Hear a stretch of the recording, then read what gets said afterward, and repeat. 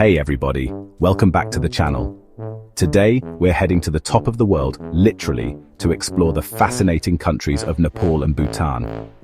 Now, these two Himalayan neighbors are known for their stunning landscapes, vibrant cultures, and something else that's a little harder to define.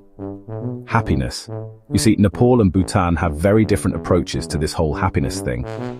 Nepal, with its towering mountains and ancient temples, seems to find joy in the simple things in life. Bhutan, on the other hand, has gone full-on academic on us, creating something called the Gross National Happiness Index. They're literally measuring happiness, people. So we gotta ask, who's got it right? Is it the country with the official happiness formula, or the one that seems to emanate joy from its very core? Let's lace up our hiking boots, pack our prayer flags, and find out. So, before we crown a winner in this Himalayan happiness showdown, we gotta define our terms. What is happiness anyway? I mean, philosophers have been arguing about this since, well, probably since the first philosopher climbed down from a tree and realized he was missing out on all the good bananas. Some folks say happiness is all about money, right? The more digits in your bank account, the bigger your smile. Others say it's about love, family, a strong sense of community. And then there are those who find their bliss in nature, meditation, that perfect cup of yak butter tea. But here's the thing. Happiness is subjective. What makes one person do a happy dance might make another one reach for the noise-cancelling headphones. And that's okay. We're all built differently, we all have different experiences, and that's what makes the world so darn interesting. But when we're talking about entire countries, things get a little more complicated. How do you measure the collective happiness of millions of people? Do you just hand out surveys with smiley faces and frowny faces? Do you analyze the national consumption of chocolate?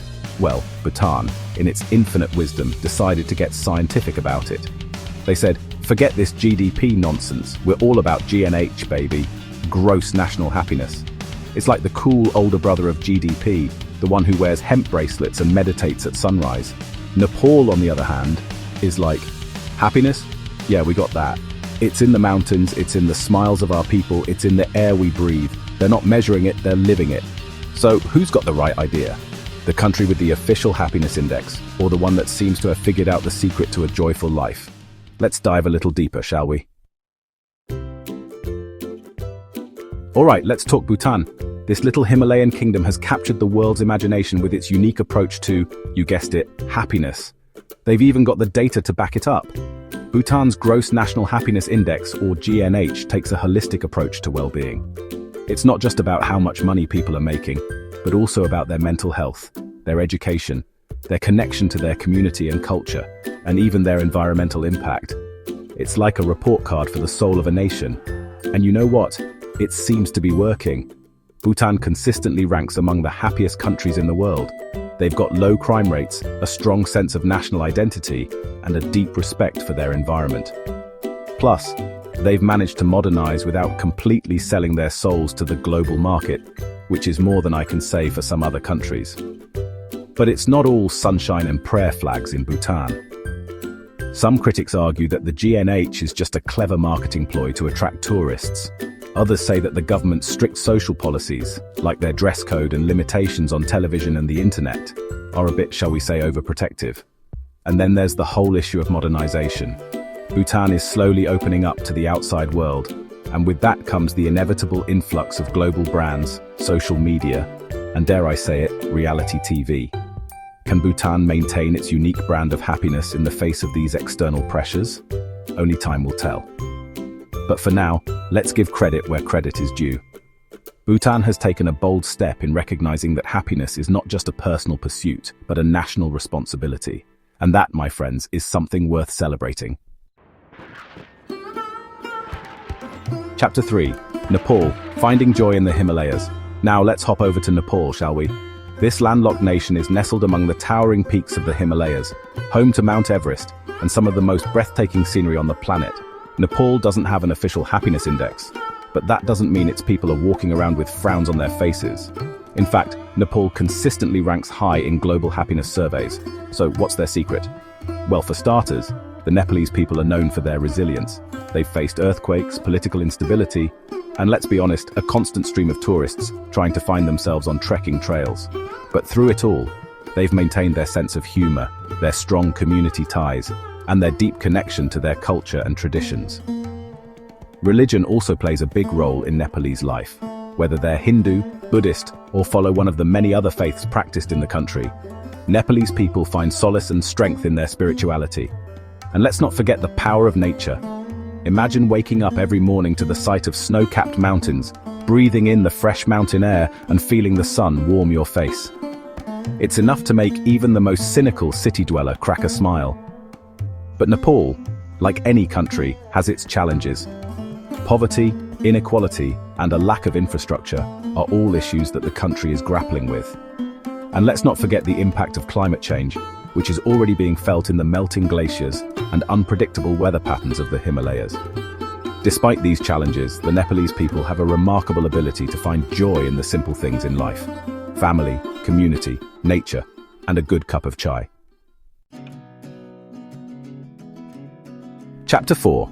Challenges and realities. Can happiness last? Okay, so we've established that both Bhutan and Nepal have their own unique brands of happiness. But let's get real for a second. Can this happiness last? Or is it just a matter of time before the pressures of the modern world crush the joy out of these Himalayan havens? Bhutan, for all its talk of gross national happiness, is facing some serious challenges. Its strict tourism policies, while designed to preserve its culture and environment, are also limiting economic opportunities. And as more young Bhutanese people get a taste of the outside world through education and travel, they're starting to question some of the government's more restrictive policies. Nepal, on the other hand, is struggling with poverty, political instability, and the ever-present threat of natural disasters. And while its people are undeniably resilient, there's only so much a smile and a good cup of chai can do to mask these systemic issues. So what's the answer? Is there a way for these countries to hold on to their unique brands of happiness while also addressing the challenges of the 21st century? Well, it's not going to be easy. It's going to require a delicate balancing act, a willingness to adapt to changing circumstances, and a commitment to putting the well-being of their people first. But if any countries can figure it out, it's Bhutan and Nepal. They've already shown the world that there's more to life than GDP, and that happiness is not just a fleeting feeling, but a worthy goal to strive for. Chapter 5. So, who's happier? Alright folks, it's the moment you've all been waiting for. The time has come to answer the age-old question, Nepal or Bhutan, who's happier? And the answer is, it's complicated. Look, you can't just quantify happiness like it's some kind of mathematical equation. It's not a competition, people. Both Bhutan and Nepal have a lot to offer in terms of happiness and well-being. Bhutan has its GNH, its stunning natural beauty, and its strong sense of cultural identity. Nepal has its resilience, its spirituality, and its ability to find joy in the face of adversity. Ultimately, happiness is a personal journey. It's about finding what brings you joy, what gives your life meaning, and what makes you feel grateful to be alive. And that's going to look different for everyone, whether you're living in the Himalayas or in the heart of a bustling city.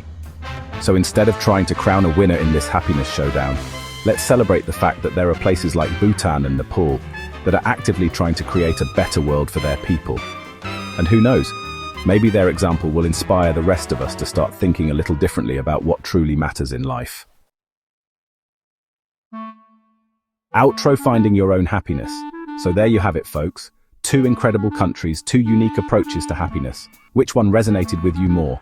Let me know in the comments below. And hey, while you're down there, hit that subscribe button and ring the notification bell so you don't miss out on more adventures from Travel World. Until next time, keep exploring, keep learning, and keep searching for your own version of happiness.